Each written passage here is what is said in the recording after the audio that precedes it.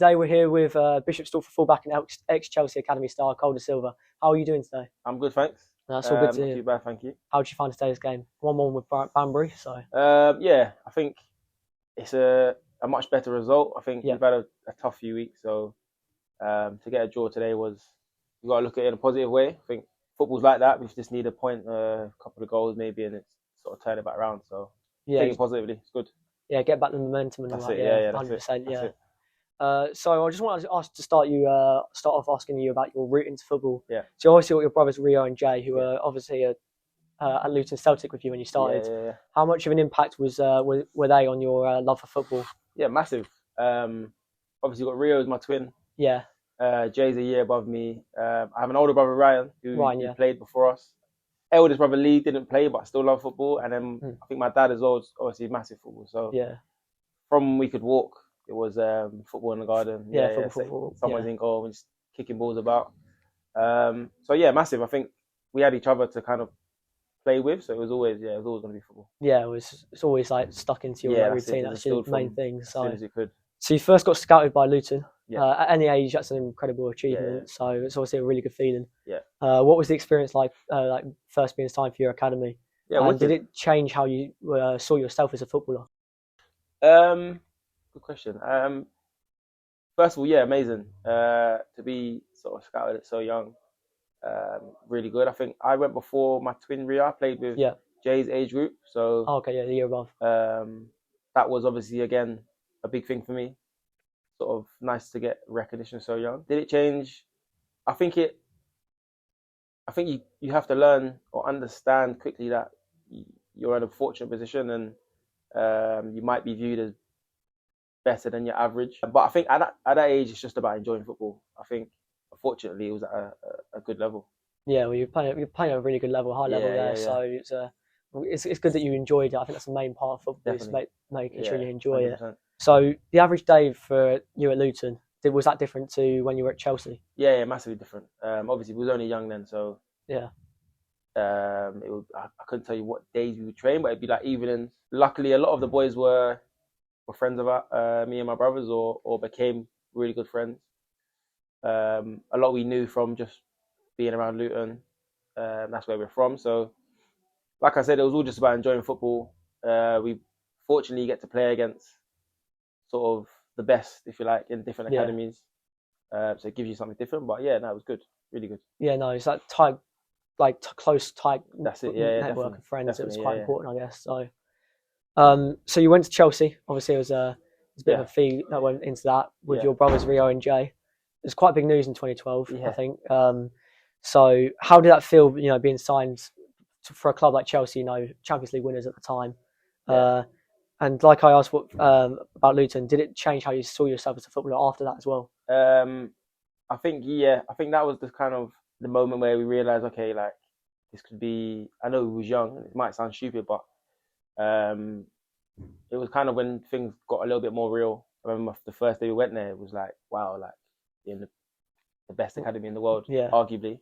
I think, I don't know about all the numbers and stuff. That's all.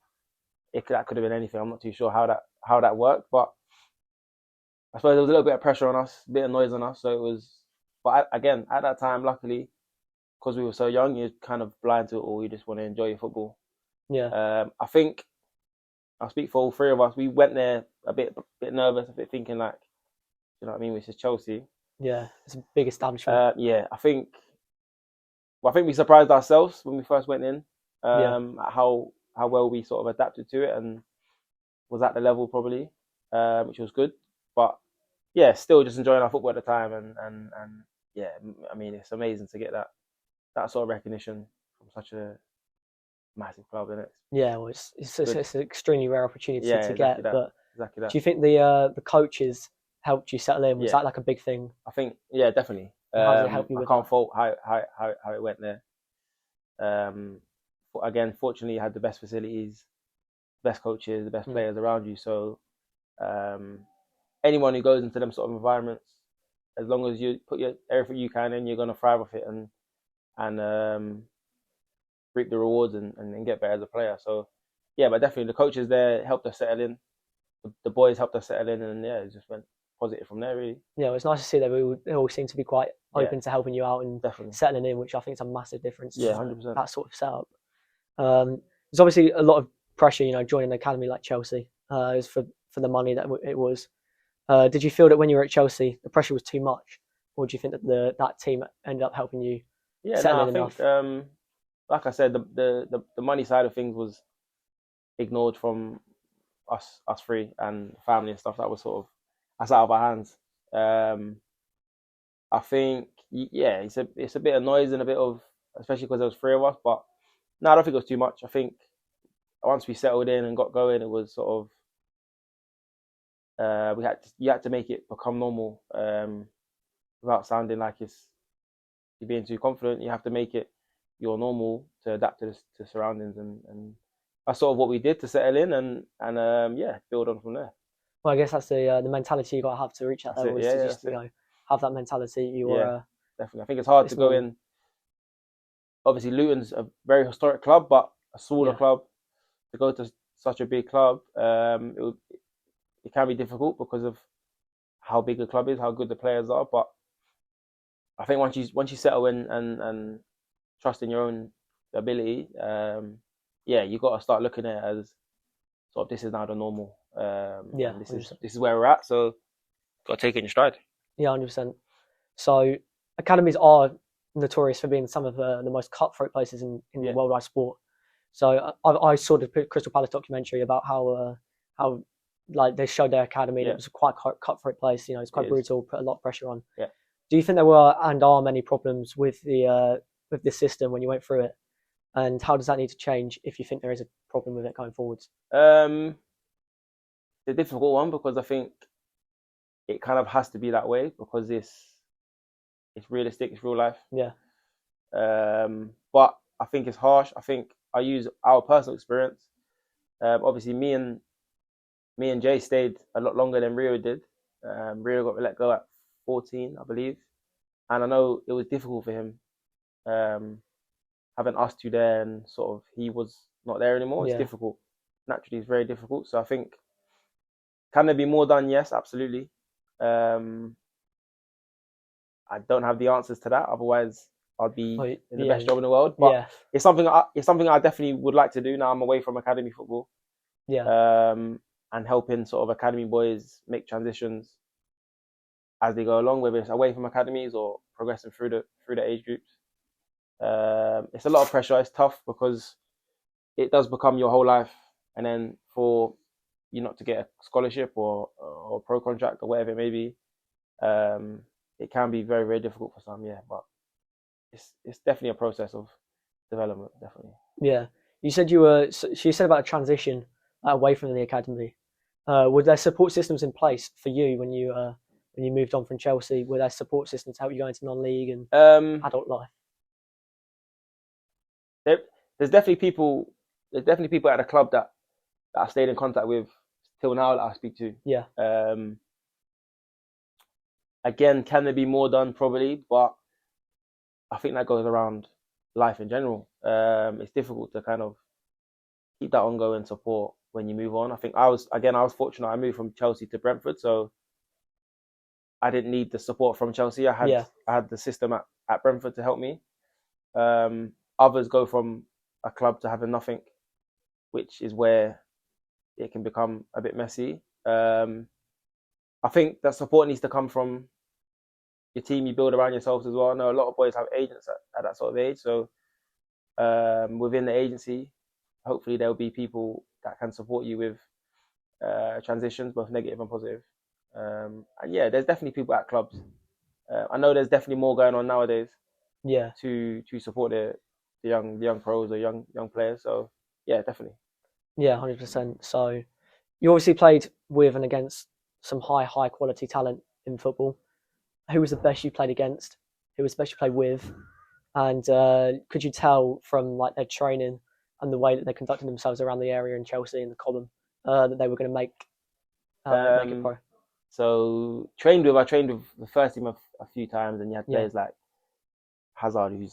Oh, yeah. John Terry, who's unbelievable at everything.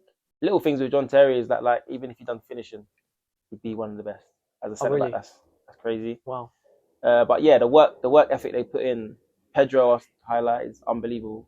Trains unbelievably. But then played with, I say like Jeremy Boga. Oh yeah. Is it Sassuolo? Is it now? I think he's in. Is he somewhere else now? He's at Nice now. He might be at Nice. Reece James. Oh yeah, Reece James. Yeah, Reece James is a good friend of mine. So he's unbelievable. Talent, so. I think training alongside him and seeing his quality was amazing for me. He's younger than me, but to see the levels he had was unbelievable. Mason Mount. Oh yeah. Another one who came through the age groups and was always sort of the best. Just the little things, he was always the best at. What do you mean by the little things? Just like all the basic things, his passing, his work rate, his technique, whether it be his deliveries, just the little things he had that maybe some others didn't. And it was just natural to him. He was one of the smaller ones, but used his body in ways that helped him get through that. Used his other qualities to more so that he got around things. And was never afraid to get around the pitch. So yeah, he's someone. A few of them, some people that you sort of knew or had a real good chance of getting to where they've got to now, and credit to them for sticking at it. Yeah, well, I mean, they probably shine out for a reason, stand out for a reason. Yeah, there's loads I could name that have gone on to play for clubs and countries now. Amazing talents, and loads that I can name that maybe aren't in the limelight nowadays that are still unbelievably gifted. You got anyone you want to shout out now? I look at players like Charlie Colkett. He's at maybe Crewe, Notts County nowadays. Oh yeah. Again, the levels he had technically was unbelievable. Charlie Masonda, he's obviously, I think he might have stopped playing now, but had bad injuries that has stopped him playing. But it's quite a shame that he had those injuries because he was a real talent back in the day. Real talent. I could go on all day. I could go on all day. There's so much talent. Again, I was in a very fortunate position, so I got to be around the best of the best. Well, really, you're exposed to that sort of world-class environment with the best players in the world. Absolutely. You talked about breaking into the first team, like for training with John Terry. What was that experience like? Yeah, amazing. Again, I think most of us younger boys got a chance to go over there. Some would be on merit of sort of it's your time to break through, and some would be that the first team need bodies and 23s will get sent over. But either way, you have to take it and do what you can. And try and prove. Yeah, you never know what could happen. But amazing. The levels over there. Again, I go back to the little things, just your simple passes or your simple reading of the game. I think that was what I think the difference was. Yeah. The intensity was always high. But again, I think you have to go over there and sort of adapt quickly. You can't go over there and be starstruck and sort of let the names of people get to you. You have to kind of go over there and be blind to it and just go and play. Yeah, well, you've got to help out the team. Yeah, that's it. You've got to go there and just do the simple things, show what you can do, and just get it done, man. It's good. It's an amazing experience. Do you think that experience helps you when you came back down to the 18s and 23s? And I think so. I think you go over there and you learn. You work with sort of the best coaches, playing with the best players. So you learn little things or big things and whatever else. You got if you can, you got to try and take that on into back to your own age groups and try and push on with it. Yeah, 100%.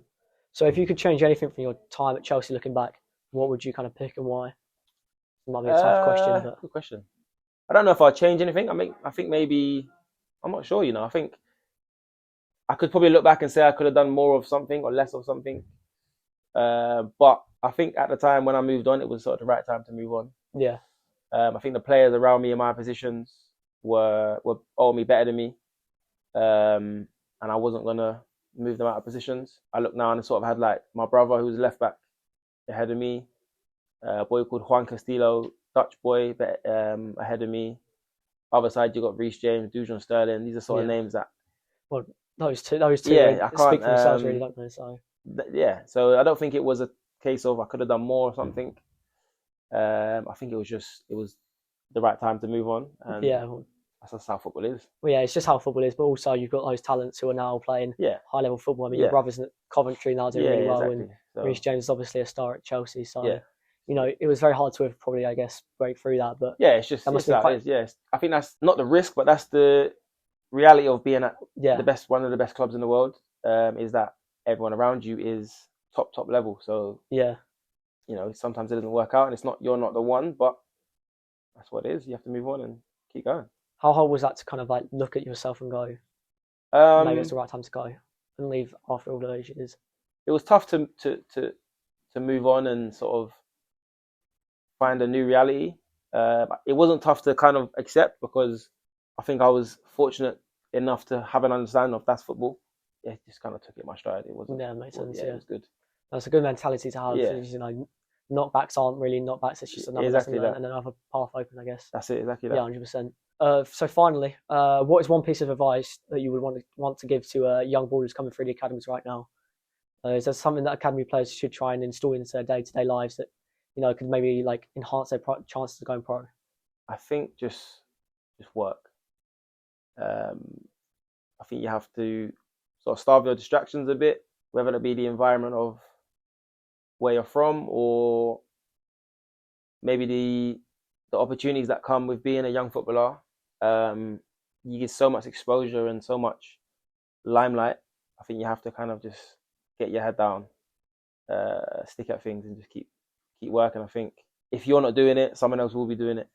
And like I said, if you're at these academies, everyone's at top level. So if your competition's doing it and you're not, there will come a time where they'll take over. So I think just get things done, keep working, and get your head down, really. Yeah, it's very wise words. Yeah. Cole, thank you so much for your time. I really appreciate it. So thank you very much, and good luck with the rest of the season. Thank you, mate. Appreciate it. Cheers. Thank you. Cheers.